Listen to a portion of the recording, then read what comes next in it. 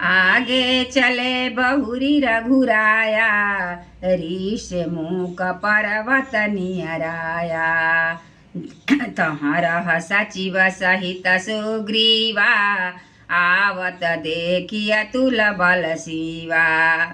श्री रघुनाथ जी फिर आगे चले।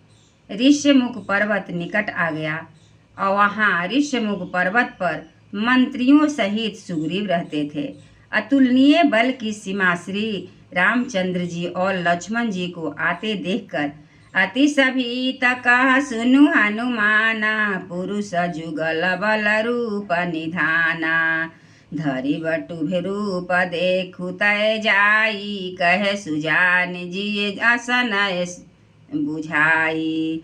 सुग्रीव अत्यंत भयभीत होकर बोले, हे हनुमान, सुनो, ये दोनों पुरुष बल और रूप के निधान हैं। तुम ब्रह्मचारी का रूप धारण करके जाकर देखो। अपने हृदय में उनकी यथार्थ बात जानकर मुझे इशारे से समझाकर कह देना।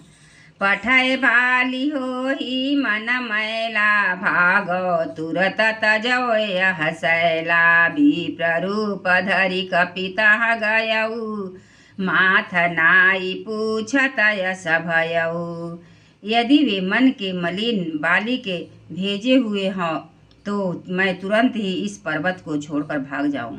यह सुनकर हनुमान जी ब्राह्मण का रूप धरकर वहां गए और मस्तक नवाकर इस प्रकार पूछने लगे। को तुम श्यामल गौर शरीरा, छत्री रूप फिरहु बन बीरा। कठिन भूमि कोमल पदगामी, कवन हेतु विचरहु बन स्वामी। हे वीर, सांवले और गोरे शरीर वाले आप कौन हैं जो क्षत्रिय के रूप में वन में फिर रहे हैं?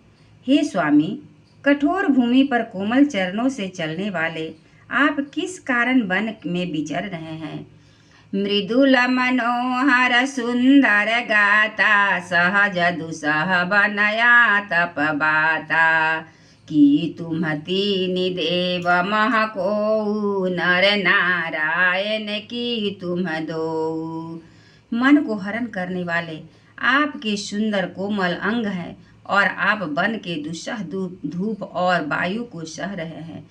क्या आप ब्रह्मा विष्णु महेश इन तीन देवताओं में से कोई हैं, या आप दोनों नर और नारायण हैं? जग कारण तारन भव, भंजन धरनी भार। कि तुम अखिल भुवन पति, लीन्ह मनुजय अवतार। सियावर रामचंद्र की जय।